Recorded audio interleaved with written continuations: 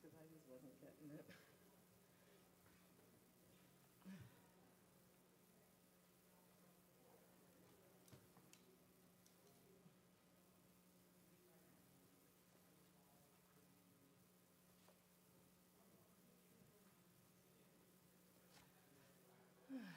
That's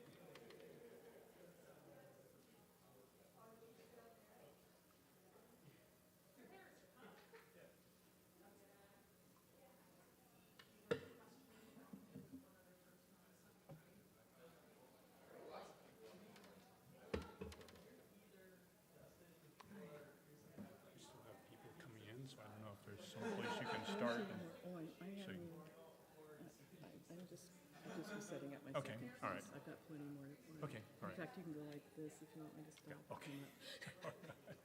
Thank you. Sure.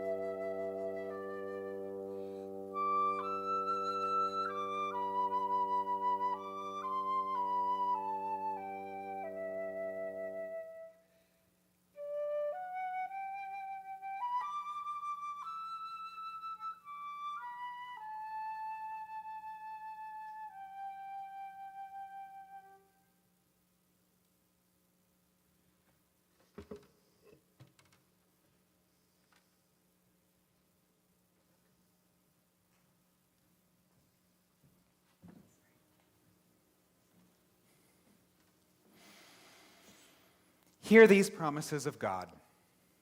Fear not, for I am with you.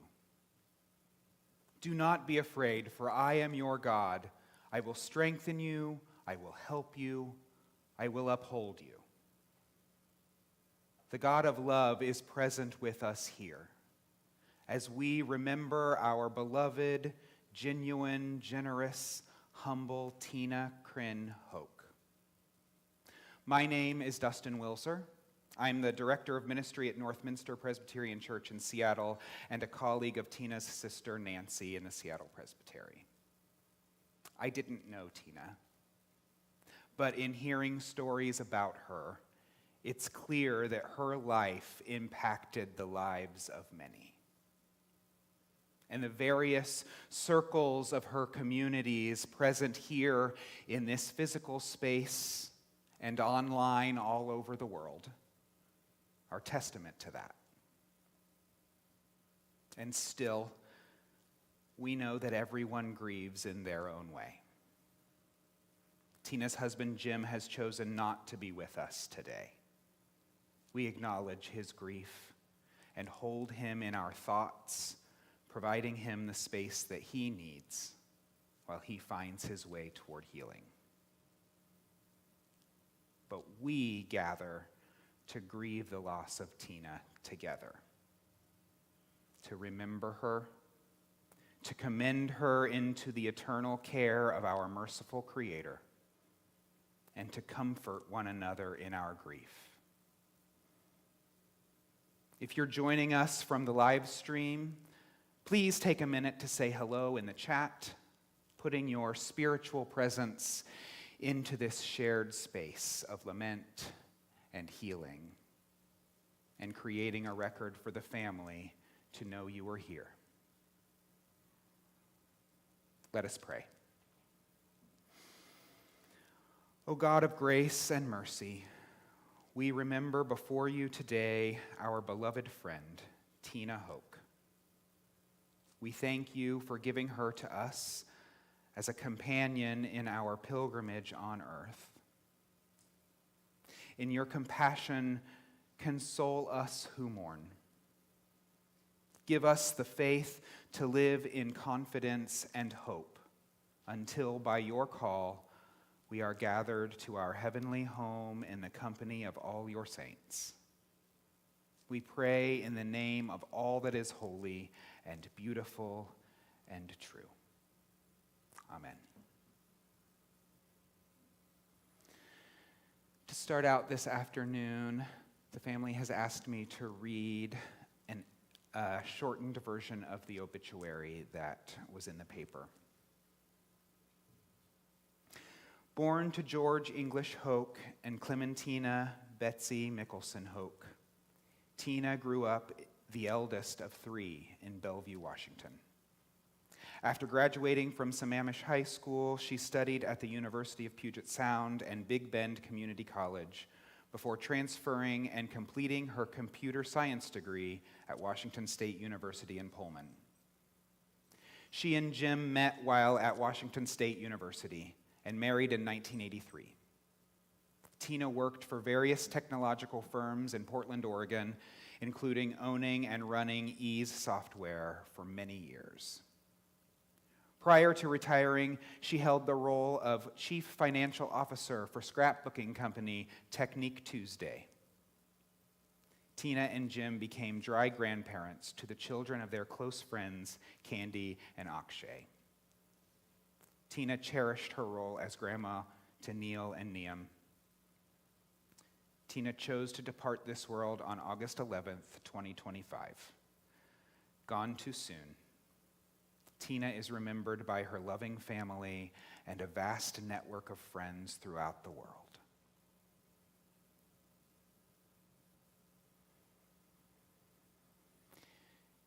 In our time of meditation, I'd like to first share with you a reading, a poem on friendship by Khalil Gibran.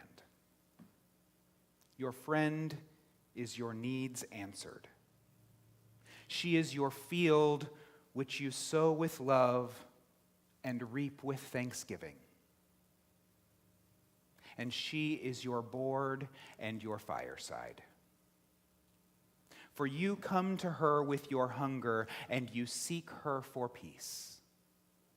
When your friend speaks her mind, you fear not the nay in your own mind, nor do you withhold the I.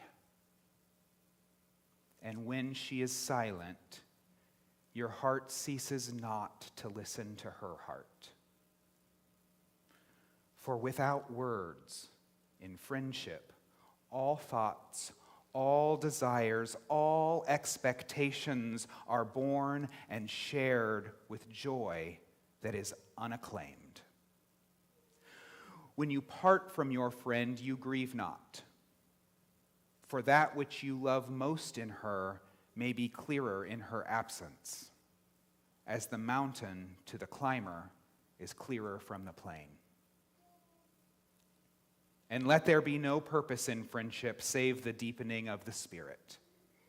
For love that seeks aught but the disclosure of its own mystery is not love, but a net cast forth, and only the unprofitable is caught. And let your best be for your friend. If she must know the ebb of your tide, let her know its flood also. For what is your friend, that you should seek her with hours to kill? Seek her always with hours to live. For it is her to fill your need, but not your emptiness. And in the sweetness of friendship, let there be laughter and sharing of pleasures. For in the dew of little things, the heart finds its morning and is refreshed.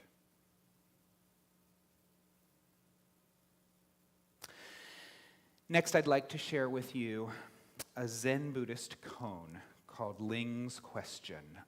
A koan is a story similar to a parable that's meant to be meditated on.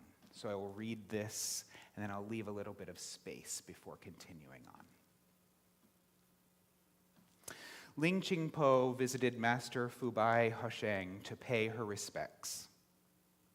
They sat together and drank tea, and she asked him, "If a true word can't be spoken, and no matter how hard you try, how will you teach?" Fubai said, "Fubai has nothing to say." Ling was not satisfied.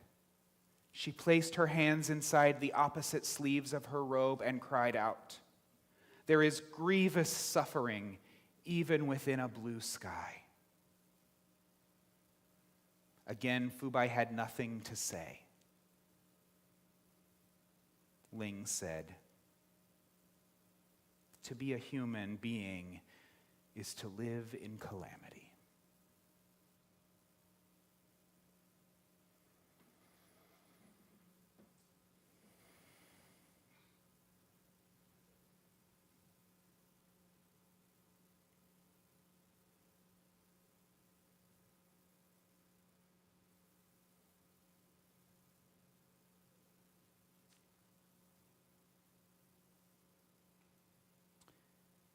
This story reminds us that even beneath a clear sky, suffering still finds its way into our lives. Yet within that same blue sky, there is also compassion. The kind of compassion that listens without needing to fix, and that honors the mystery of what cannot be spoken. Maya Angelou once said that people will forget what you say, and they'll forget what you do, but they'll never forget how you made them feel. That feels like the right place to begin. Because when we remember a life, especially a life like Tina's, it's rarely a list of accomplishments or milestones, but it's the way someone was with us, the quiet presence, the careful listening, the kindness that leaves the air around them softer. Those who knew Tena describe a person who was both thoughtful and fiercely compassionate. Someone who cared about justice in the world, but also about the people right in front of her. She noticed things. She heard what others might have missed. She didn't need to be the center of attention. She found meaning in being a witness, a friend, a listener. In a world that so often shouts, Tena's gift seemed to be listening. And there's something deeply sacred about that. Listening, after all, is an act of love. It's how we make space for another person's truth. It's how we bear one another's joys and sorrows. It's how we remind each other that our stories matter. Her compassion showed up in many forms, in her friendships, in her family, in her work with Amnesty International, in her commitment to Neil and Niam, and in her commitment to a gentler, more just world. There's wisdom in that simplicity. Kindness is not naive or small. It's courageous. It demands presence and patience and the willingness to meet the world as it is, to see its suffering and still choose to love it. That's what compassion means, and that's how Tena lived.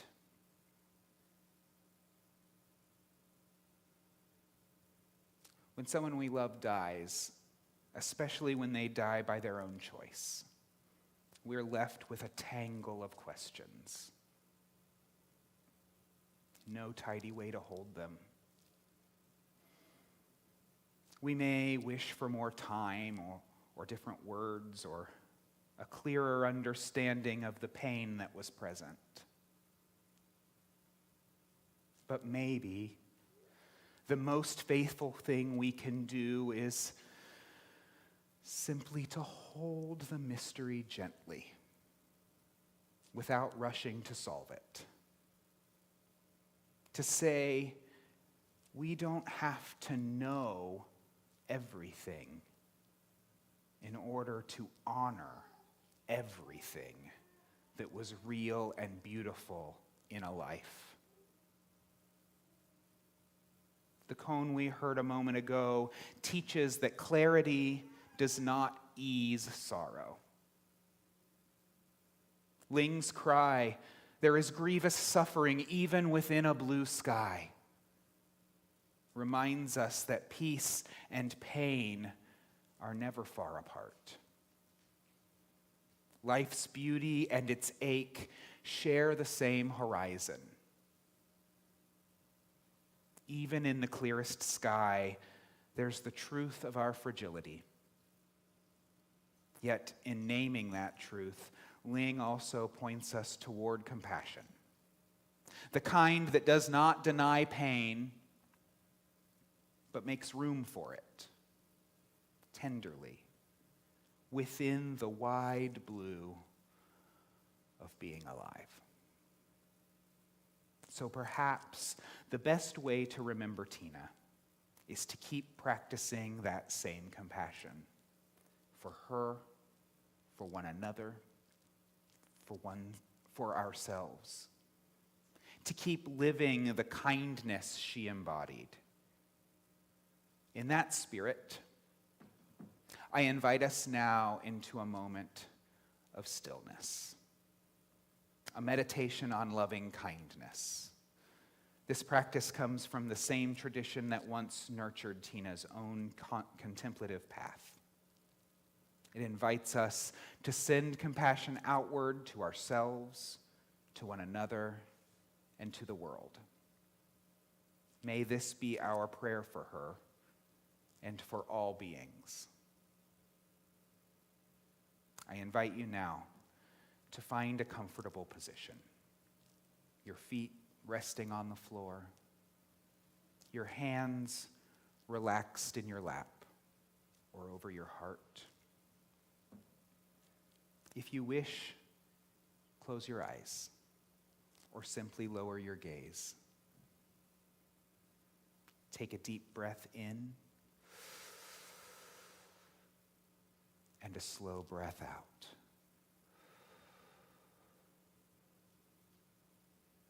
Again, breathing in love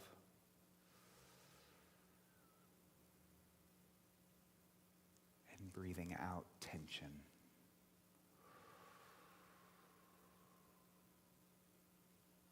Let the body soften.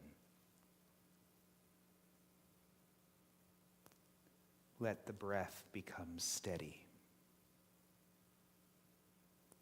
Let the mind grow still.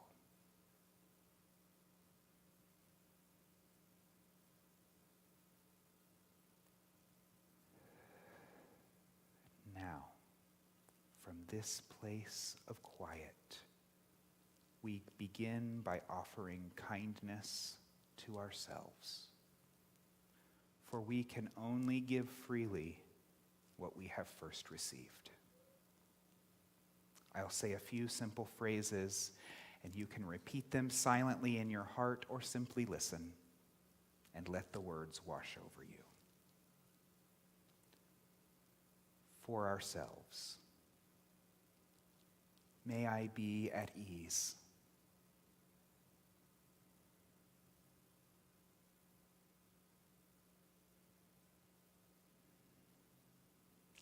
May I be free from suffering.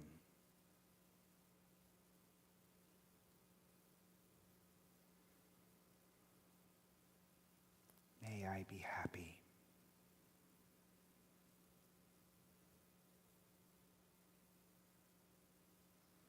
Take a breath.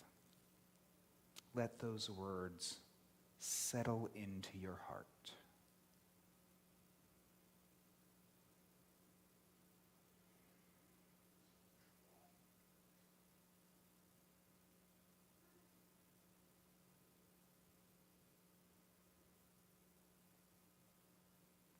Now let that circle widen to include everyone in this room and everyone joining us on the live stream. Everyone gathered here today in love and remembrance.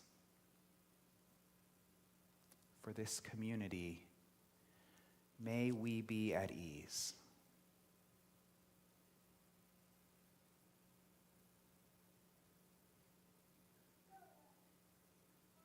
May we be free from suffering.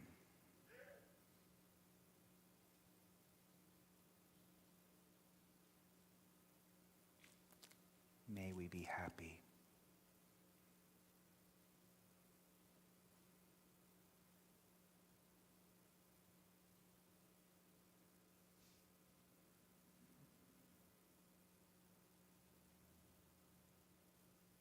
Breathe again. And let the circle expand even further to include those beyond these walls, those we know and those we do not know, those who are grieving, those who are seeking peace, and all beings everywhere. For the whole world, may all beings be at ease.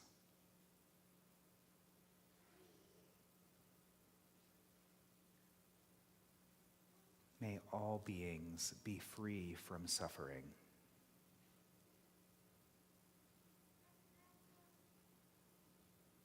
May all beings be happy.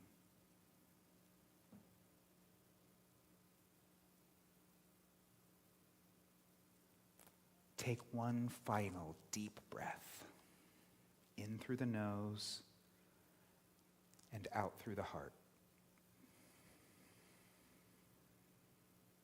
Know that whenever you need it, you can return to this still place within you, to your own heart center, and send loving kindness again to yourself, to another, and to the world. May it be so.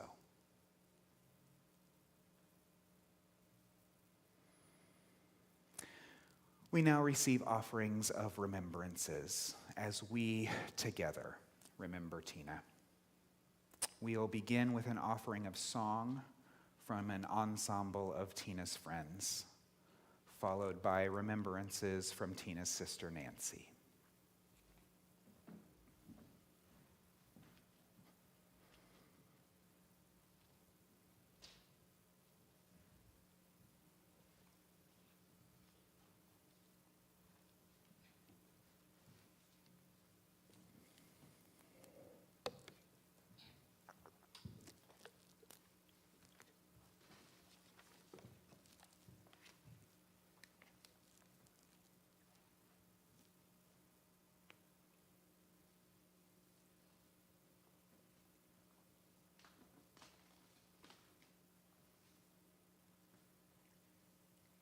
In this heart lies for you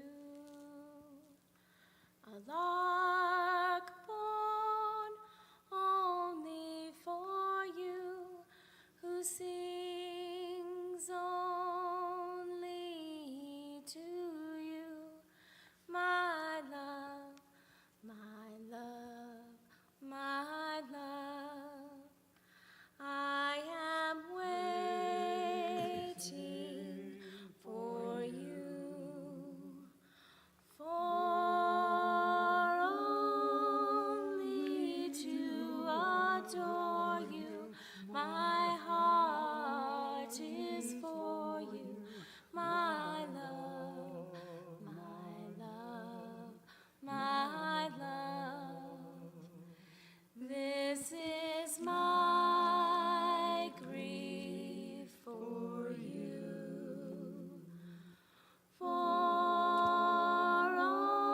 only the loss of you, the hurting of you, my love, my love, my love. There are rays on the weather. Soon these tears will have cried. All loneliness hath died. My love, my love, my love. I will have you with me in my arms only, for you are only my love, my love, my love.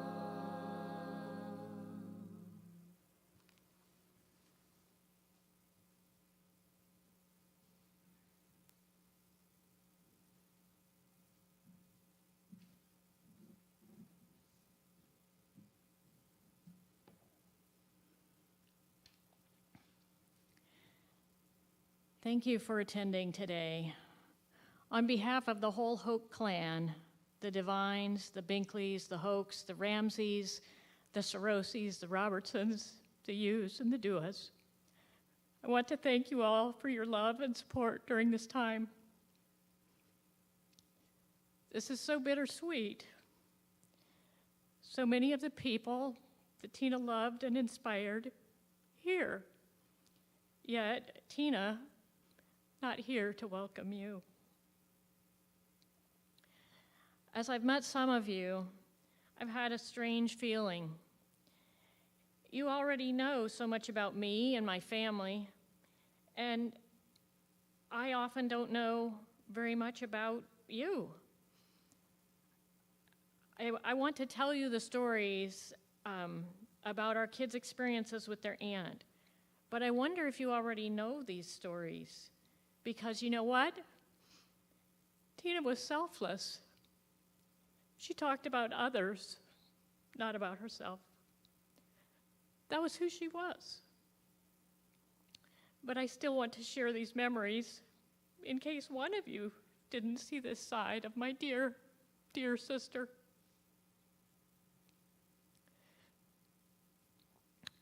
As Tina's younger sister, she was a constant in my life. And she wanted the best for me, things that she didn't have, just because she could see that they were important to me.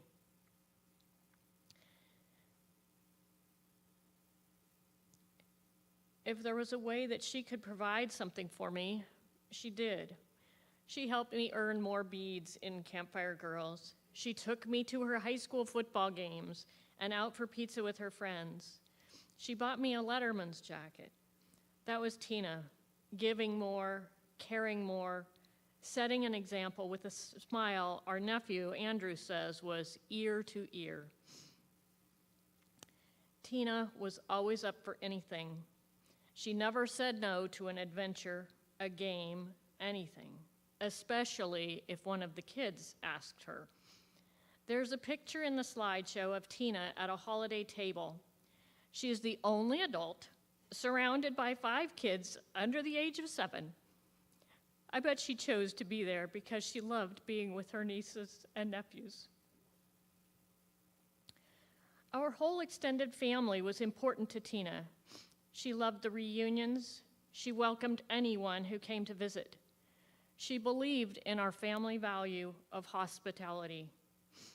This value was modeled by our parents, especially when 2 young men arrived unannounced from Detroit with a message in a beer bottle from our crazy Uncle Bill. There was no question that these 2 fellows would have a place to sleep, a few thoughtfully prepared meals, and a wish for safe travels on the rest of their journey. It's what we did. It's what Tina did. Many of you here knew the Tina who lived and worked and gave so much of herself in Portland. But maybe you'd like to hear briefly what some of Tina's extended family wrote about her, the Tina they grew up with or shared time with, how she guided, challenged, and loved them equally and well. She was some aunt, some big sister, some good friend to so many. Her legacy is rich and meaningful. Listen. From our nephew, Andrew, I will always remember Aunt Tina's ear-to-ear grin, often worn when spectating her rambunctious nieces and nephews, and her wholly genuine interest in the lives of those around her. The latter is a quality which I have never encountered in another person, a quality I will forever admire. From her nephew, my son Cameron, Aunt Tina's work on the stories about her and her siblings' early life is something I appreciate more and more as time goes by. Tina brought people together. She knew how to work, and she knew how to have fun. From our nibbling, let me pause here. The use of that word nibbling is significant. Significant for 2 reasons. One, because Tina honored each individual for who they are. And second, because maybe you needed to learn a new word today. Nibbling. Tina would love that, for you to learn a new word. Nibbling is the non-gendered term for a child of one's siblings. So, from our nibbling, Lex. I am in awe when I think about how much effort Tina put into relationships. From the ground up, like her wonderful garden, she nurtured relationships and helped the people around her grow. From our niece, Emily. Whenever talking with her, I always knew that I had her full attention. She would ask questions to dig deeper into the conversation, add humor and lightheartedness, and always made me feel loved and special. I strive to give this same attention to whomever I am talking with, no matter who they are or what they are talking about. From her nephew, my son Harrison. Staying with her without our parents when we were young and moving on to taking Amtrak down to visit her as a teenager were times I cherish. I always felt that she was really skilled at meeting us with conversation where we were in our lives. It felt like the most grown-up conversation that I was ready for. From Tina's dry daughter, Candy. Is this another new word for you? A dry relative is one who volunteers to fill a role. In this case, Tina volunteered to be Candy's mom.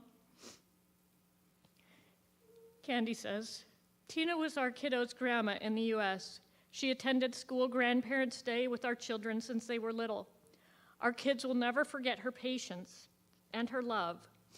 She loved to read them books. Tina was also there for me and my husband Akshay when we started our business. She gave us advice and guided us through the most difficult times. She was our teacher, our support, and our godmother. From our dad's brother, Uncle Charles. Her interest was so deep and genuine. One never felt that she was speaking or writing just to be polite. From our dad's sister, Aunt Marty. She set an incredible pattern for what one person can and does do. She made being involved a reality. The marks she leaves will be forever. From our dad's brother, Uncle Bill, yes, that crazy Uncle Bill. I lived with Tina's parents in Seattle when she was born, and if there was a binding force in our lives, it was reading, books, and my mother, Krin. Tina was a loving, powerful, good woman, and she is missed. From our cousin Susan in Australia. She's known Tina almost as long as I have. Tina is driving up from Portland.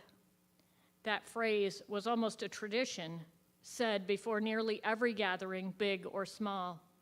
It meant that things were right, that family would be together, and that Tina would be there, smiling, listening, asking questions, and truly caring about what was going on in everyone's lives. Tina had this inspirational way of being fully present. When you talked with her, she wasn't distracted. She was with you, genuinely interested, genuinely kind. Just 10 days before she left us, we had a small family Zoom call. Tina was as warm and engaged as ever, her smile lighting up the screen. I told her afterward that it was a conversation I would always remember in all the best ways. When our family moved to Seattle when I was 5, I gained an extended family in my cousins, Tina, Duncan, and Nancy. I loved every get-together, Christmas, birthdays, reunions at Lake Hills, Brook Bay, or Shakey's Pizza, regular, happy family outings full of laughter and belonging. Tina's love for family showed in countless small ways. The questionnaires she sent to her nieces and nephews in college, the family notebooks she created, the careful proofreading she did for her dad's books. She never stopped showing up for the people she loved. Her Christmas cards found their way to me in Australia, each one a little piece of home. I wish I had told her how much they meant. Tina's quiet strength, kindness, and devotion to family were constants in a changing world. She reminded us that showing up again and again is one of the truest forms of love. That's how I'll always remember her, present, caring, and deeply loved. I've saved a special piece for last.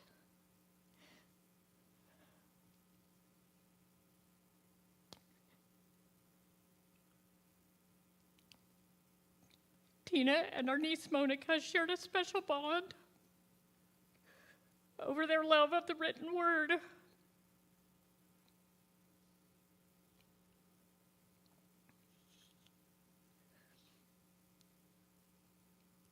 Monica writes, "Education," she whispered. "There, look closely now. Recognize that glimmer? That's the opportunity to learn. Cultivate it. See how it grows? As you fertilize your mind with the learnings of others, you will begin to see new learnings unique to you, but still an amalgamation of the learnings of the giants upon whose shoulders you stand. Tena, our champion of learning, how missed you are. And yet, with every piece of knowledge and book and story and conversation, I am reminded of your impact.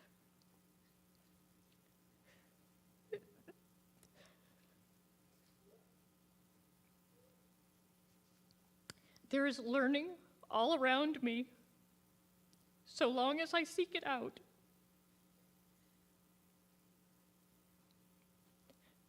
So many tell me, you're an amazing writer. I write because I love it. But why do I love it? Where did I learn it?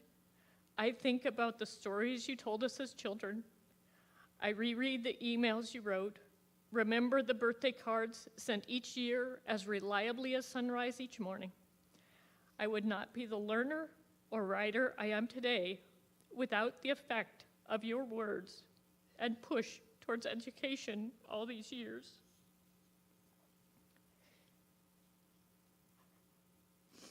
How many of us could say the same? We all wouldn't be who we are today if Tena hadn't been in our lives. Let's celebrate that we had our dear Tena for almost 66 glorious years. Her teaching, her example, and her spirit will remain with us forever.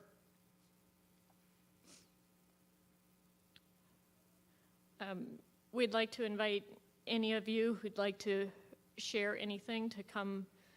Either if you'd like to come to the mic, you can, or Dixie has a mobile mic that she can bring to you at your seat.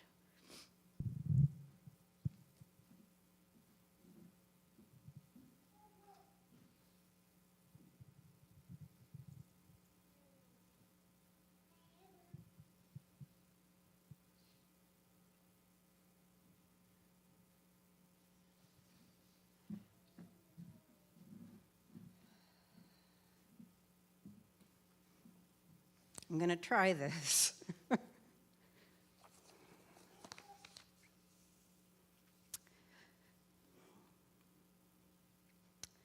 Everything that's been said here so far is true.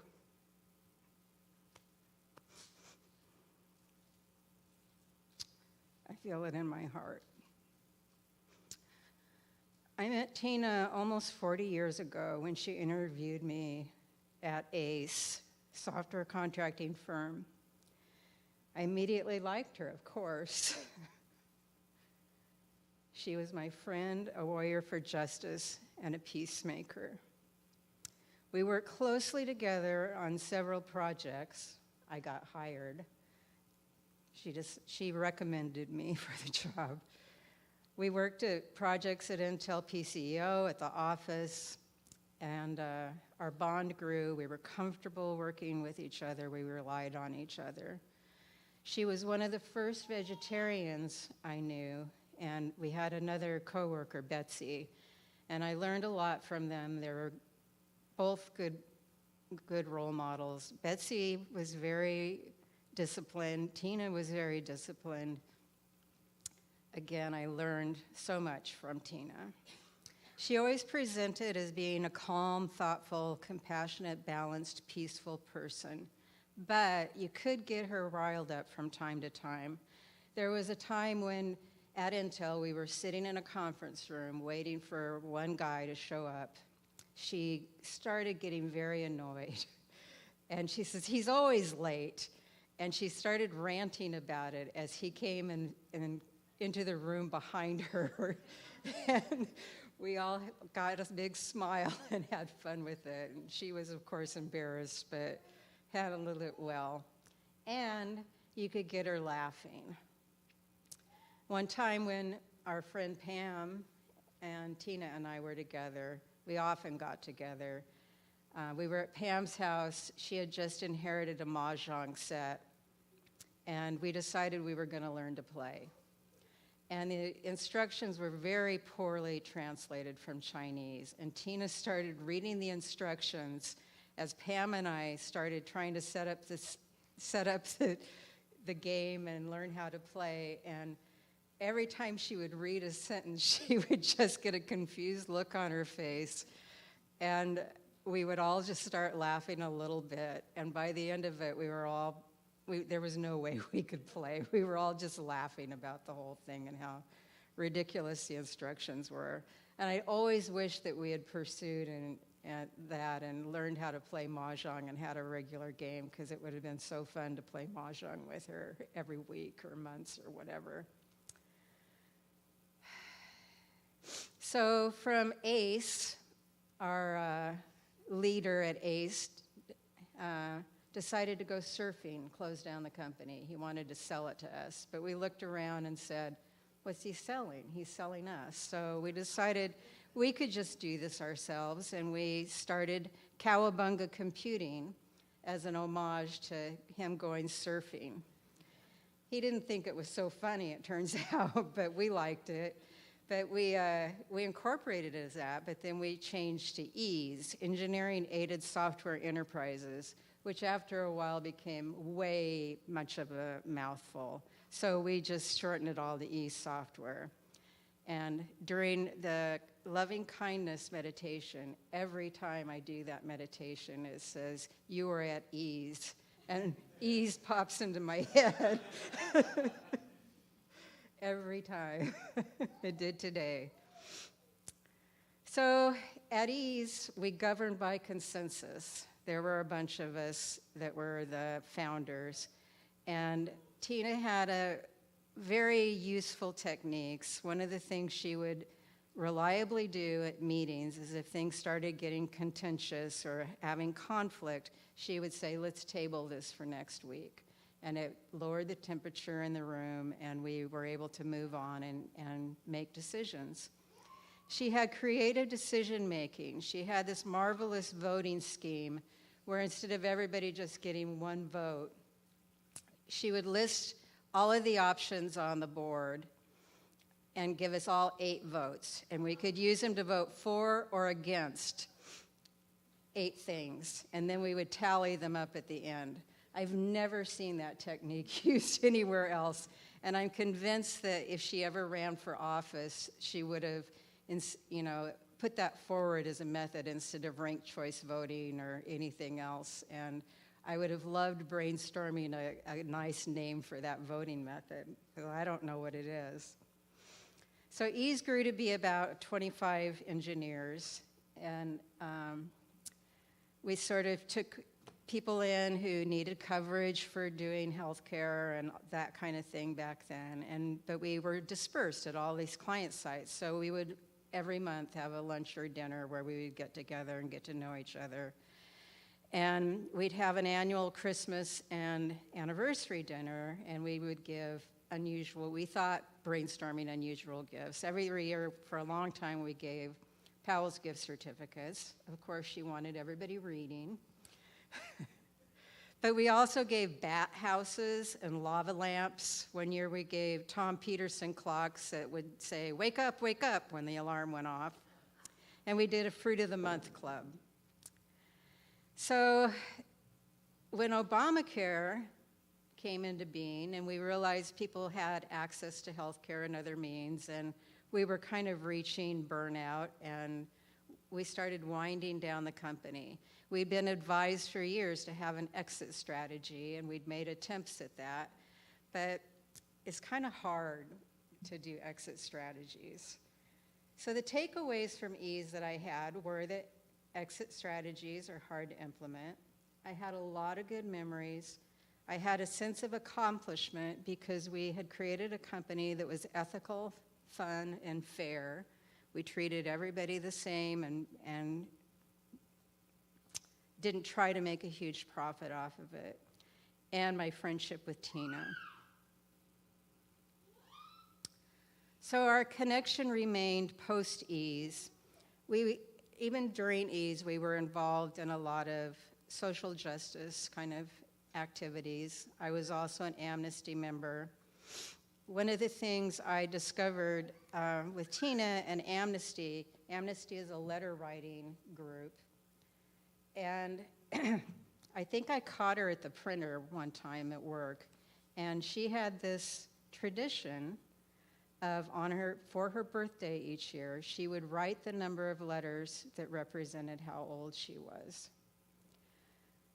Back then it was 30, 40 even, and this year it was 66. And the Amnesty group got together and wrote 66 letters for her, thinking she probably didn't do that before she died. That inspired me to mimic that. By the way, she didn't brag about that activity. I don't think it's possible nobody would have known if I hadn't caught her at the printer that day. But I adopted it a few times. I can't say I reliably did it every year, but one year I made 60 origami boxes. I was involved in a thing called the Soul Box Project that was for gun violence, and we'd make a box for everyone who died by gun violence. This year, I had the bright idea of buying 65 native plants and planting them in my yard. I'm still working on it. About halfway through, I pulled a muscle, and I've kind of recovered from it by now. So we did Amnesty, we did anti-war marches, we did Women in Black that were silent vigils, and we did Women's International League for Freedom and Peace. We attended International Women's Day. We went to a lot of ballet performances for one of our friends who's out here today. We saw many years of Nutcracker. We did other activities that were adopted family kind of thing during that time. We did a lot of lunches and dinners. We did Zooms during the pandemic with a few of close friends. We stayed connected.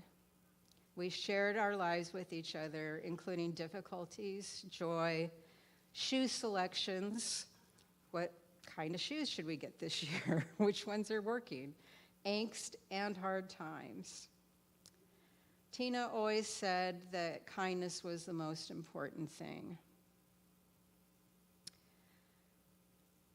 We have a friend, a close friend from India, who said that he'd never met anybody like Tena who cared so much about people on the other side of the world.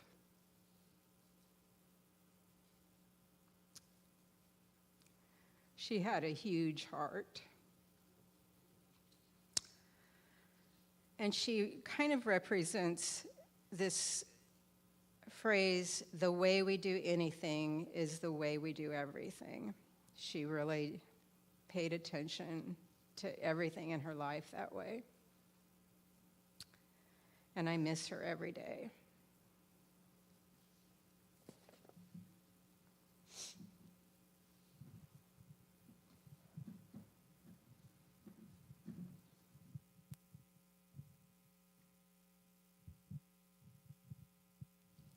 Thanks.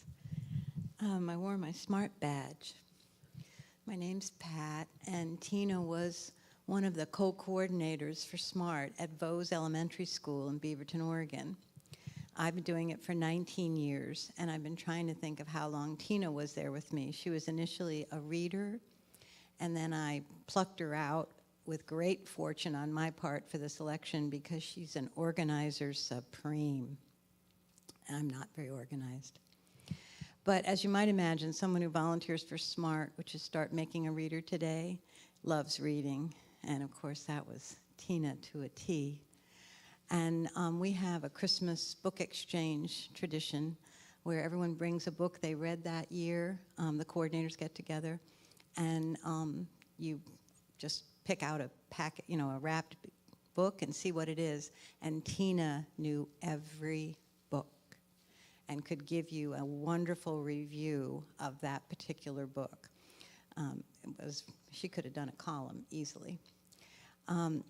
One of the things that's interesting is Tena was a very quiet person. And so being coordinator was definitely putting herself out there. She was extremely respected in that role, admired in that role, and appreciated in that role. But when the pandemic hit and we had to shut down, we kept on going electronically. We did it digitally. And boy, did Tena come into her own then. We did classroom reading and we did individual reading. When the schools first opened up, we did full classroom reading, and Tena was in front of a whole class of first graders reading a book. And they loved her. Miss Tena was a favorite. So the whole thing was a wonderful experience, but I'm left feeling mostly that I took Tena for granted, and that the hole that she leaves is a real significant hole, because her kindness and her, just the wonderfulness of her is something I didn't fully appreciate till it was gone. So thank you.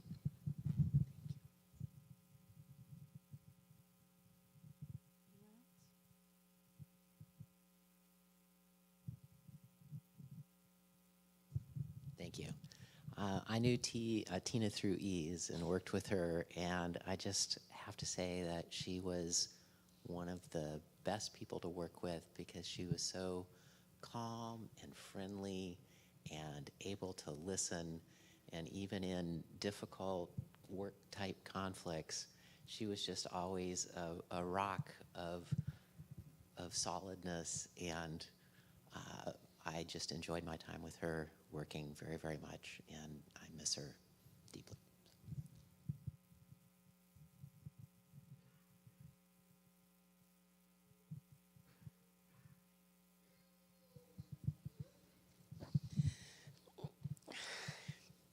I'm Tena dry daughter, Candy, and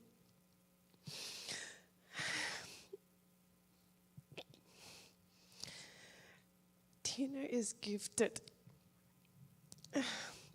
He is the most clear speaking person that I've ever known. Whenever I don't understand something, she can always explain in the most clear, the most constructive way. Every year she'll buy books for my kids, and she'll always pick the best book. She loves to read. She loves kids. She's kind.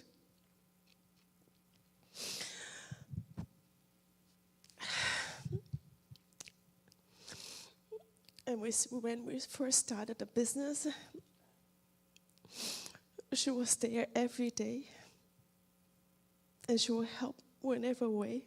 She will brainstorm with us. She is the most talented, the most creative person. But she will never take credits, or she just want you to have all the credits, or that she always want to make you feel good.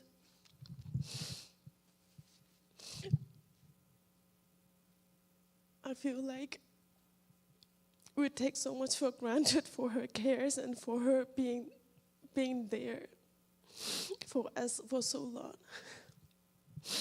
And we miss her.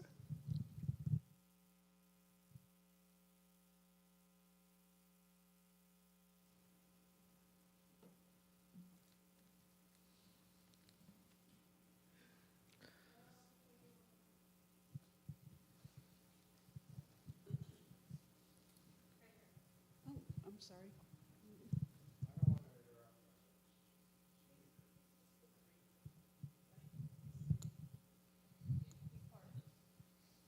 All right. My name is Max. I prepared a little bit to talk about Tena. Tena was deeply involved in many causes and in organizations that supported those causes. And I'm going to talk about 3 of those organizations. Outside on the table are some descriptions of each, and there are also cards with QR codes so that you can take the card and learn more online about each of the organizations I'm about to mention. And the first is Amnesty International, of course. Amnesty International, Tena was a member of Amnesty for over 40 years, or nearly 40 years. And Amnesty International is the largest human rights organization by membership, has more members than anybody else in the world. What are human rights?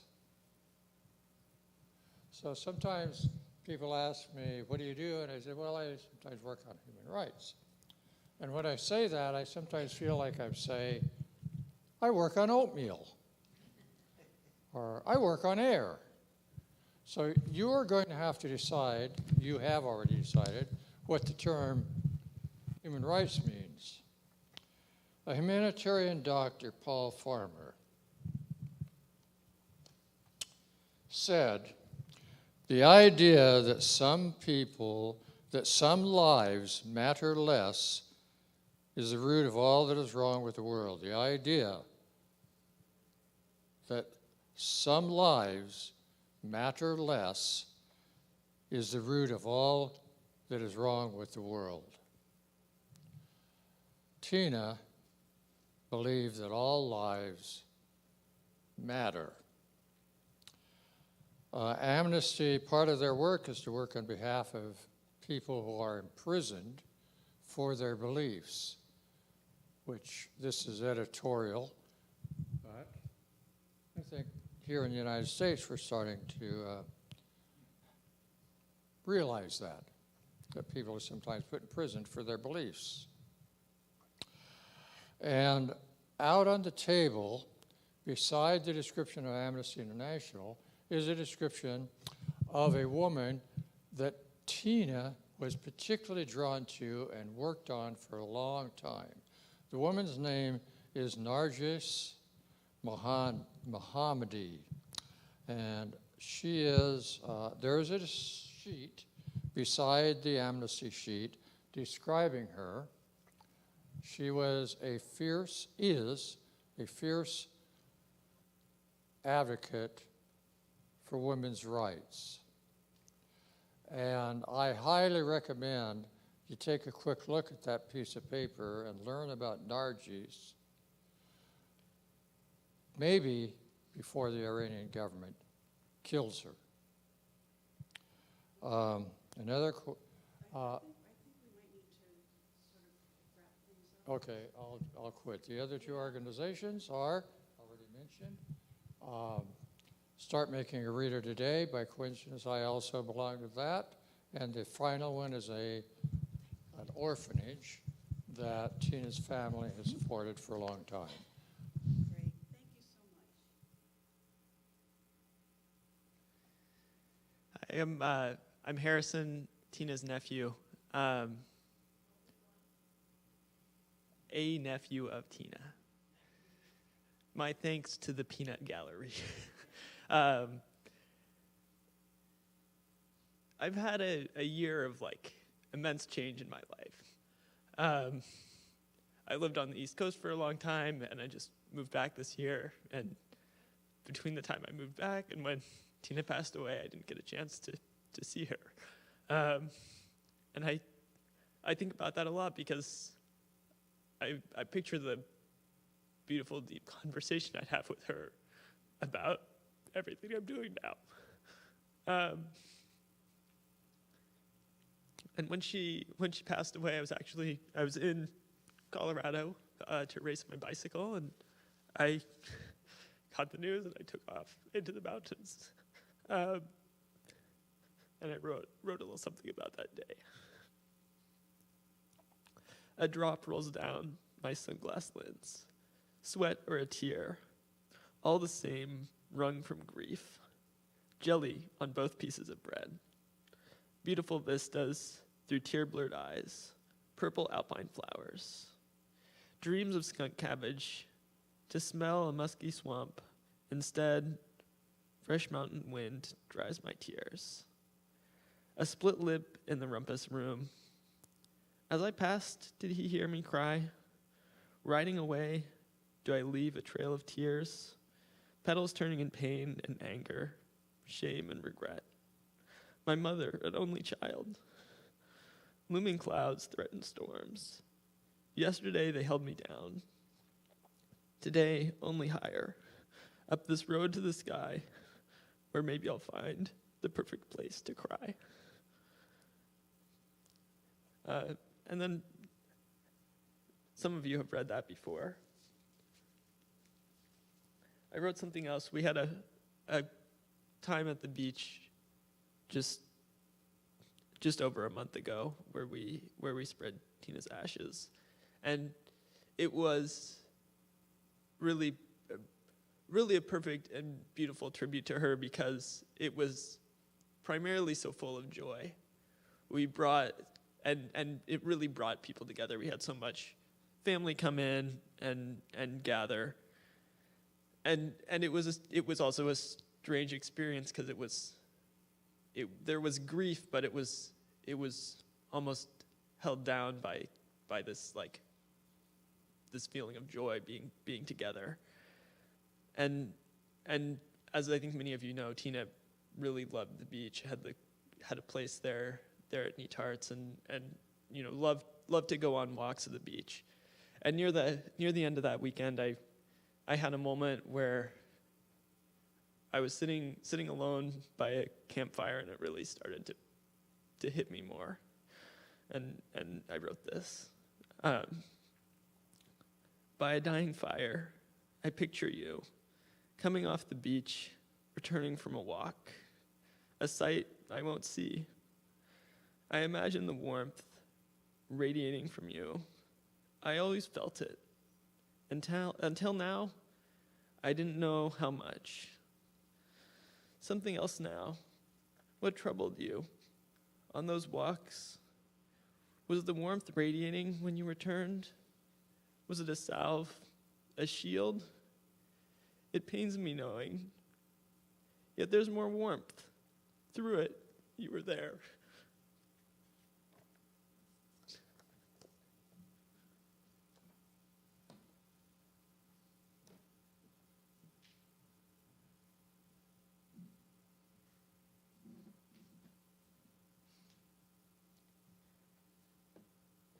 This is another poem written by that Uncle Bill,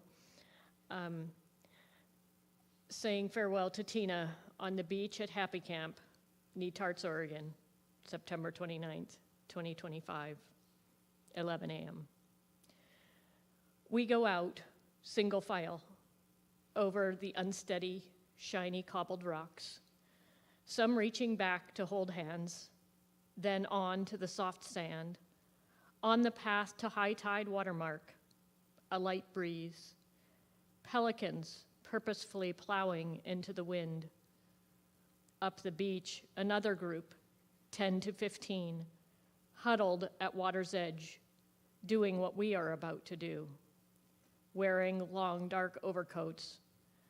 34 of us over here between rain squalls, a husband, brothers, sisters, nieces, nephews, cousins, and aunts and uncles, several good family friends, children 14 months to 10, matriarch 94, from New York, California, Arizona, Washington, Oregon, Idaho.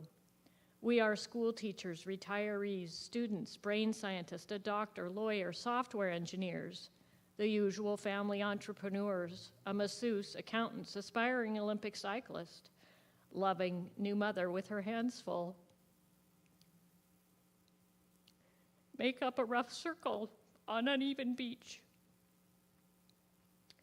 There is a short eulogy telling us Tina loved this beach. I hear Tina's ebullient, "Well, hello, Uncle Bill." The wind-whipped waves smile at her usual cheer. We take handfuls of ashes. Winds take them and they skitter the beach, looking for a place to call home. We throw our wishing rocks onto the receding water, take another hand of ashes, lay them on the beach. Me thinking 66 years ago I lived in the house she was born to, the ashes in a light breeze choosing their spot. We take bubble wands and their bubble iridescence shimmers as they too look for a landing place, then gone in a poof into sand sparkles. How Tina's middle name was also my mother's. How Tina and I shared that bond of love with traded photos, ephemera, letters, old Hoosier histories, books, travel details from 1905, sorghum, and of course, James Whitcomb Riley's bear story. Goes woof, he does. So sorry for her choosing to leave this way. A beautiful woman filled with love and compassion, her voice cutting into the indignities of our time, always putting others first, amnesty on her mind. This woman truly walked her talk. She showed up. We go on down the beach, individually looking to make sense. The group next to us gone, all of them. No large canoe to come to take them, maybe ours coming, in that fog and rain shadow hovering offshore. I dip my hands into the outgoing tide. They air dry. Family groups walking in small circles looking down, no good reason found. Our family together, really shaken in this sudden, sad, unnecessary, too soon Oregon Beach farewell. Tina, the best among us. May you have the peace you so wanted for others.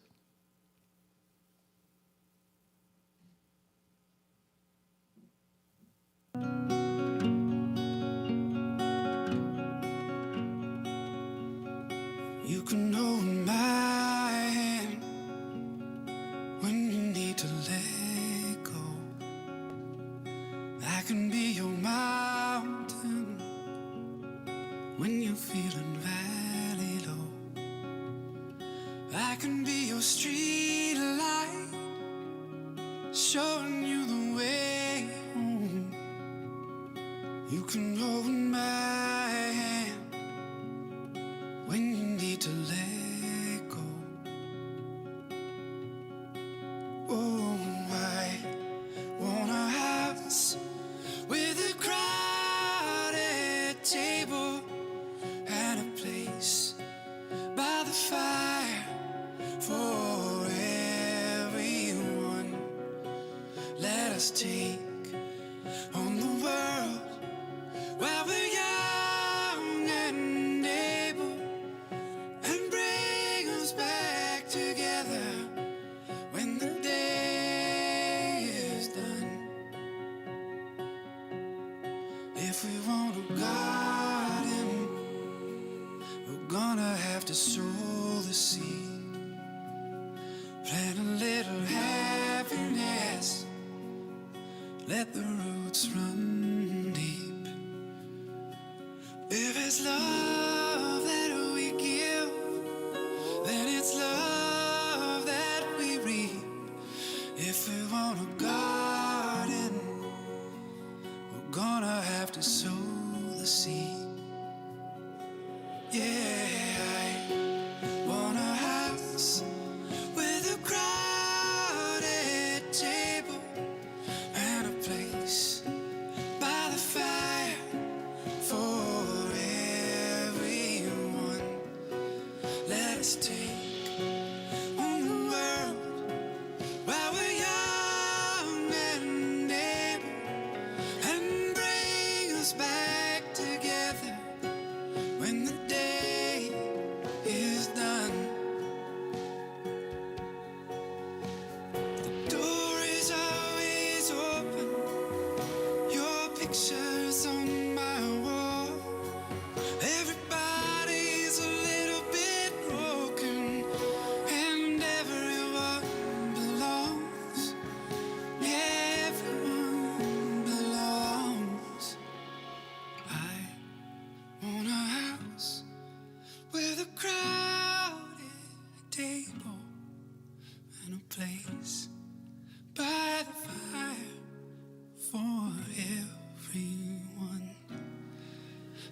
us take on the world while we're young and able, and bring us back together when the day is done, and bring us back together when the day is done, and bring us back together when the day is done.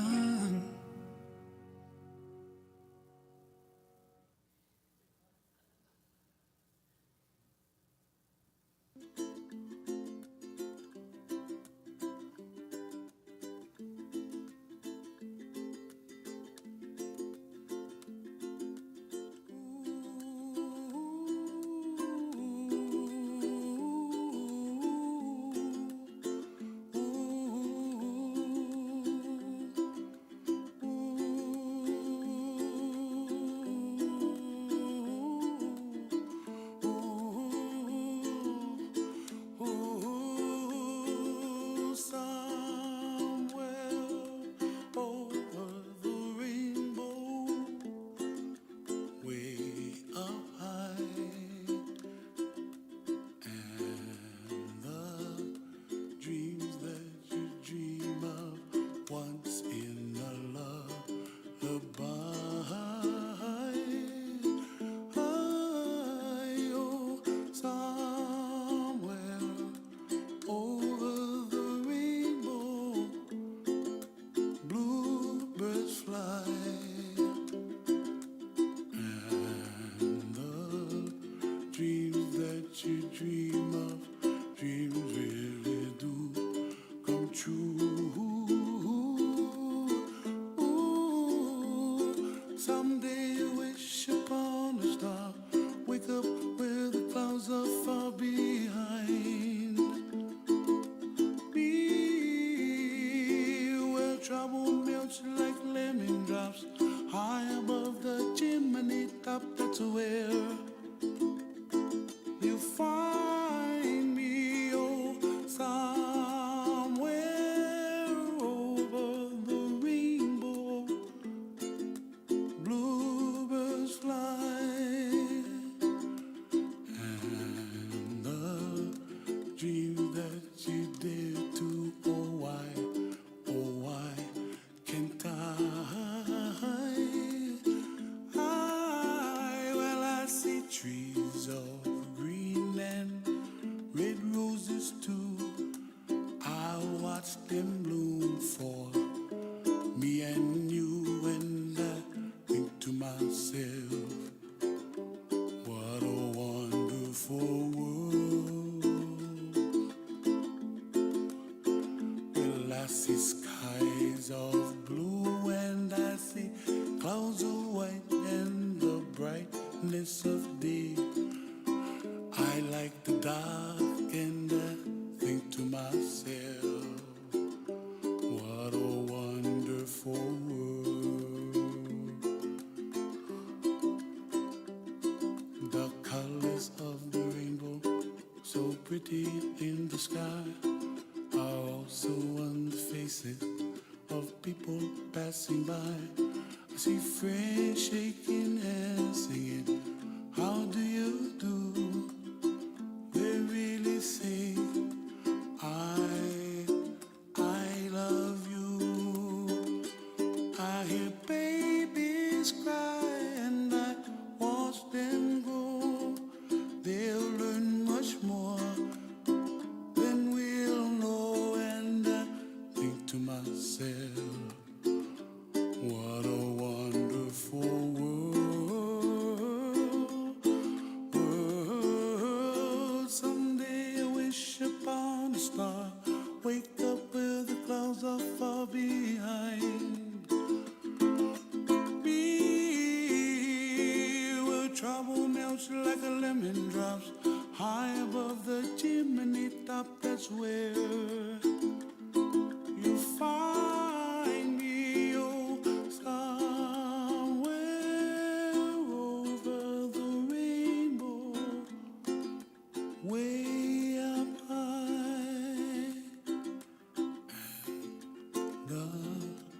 dreams that you dare to. Why, oh why can't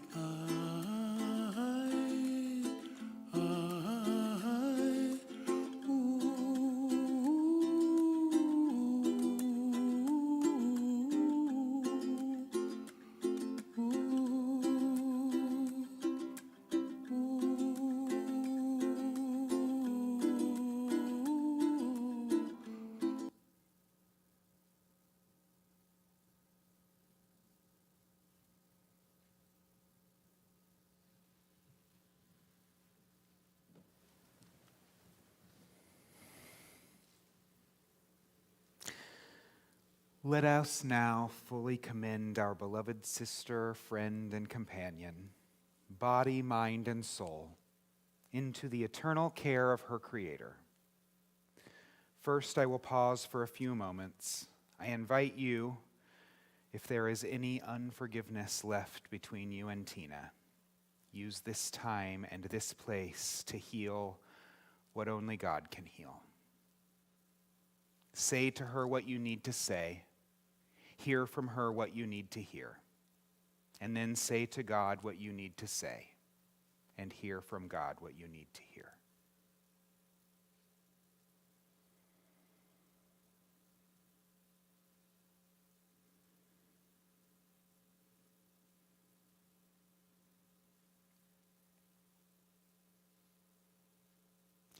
As we pray this prayer of commendation, I invite you to release Tina.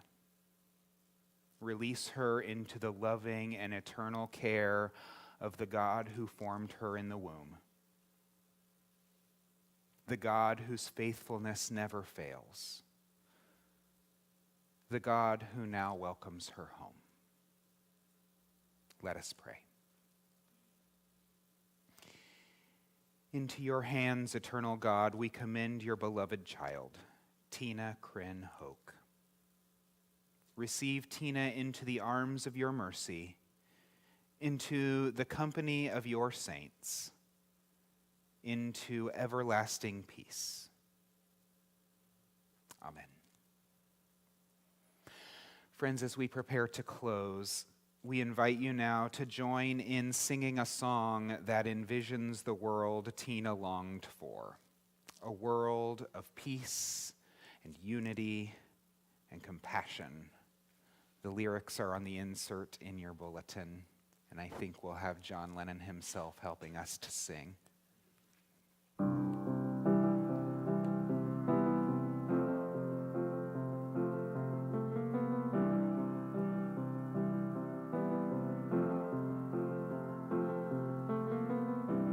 Imagine there's no heaven. See as if you try. No hell below us.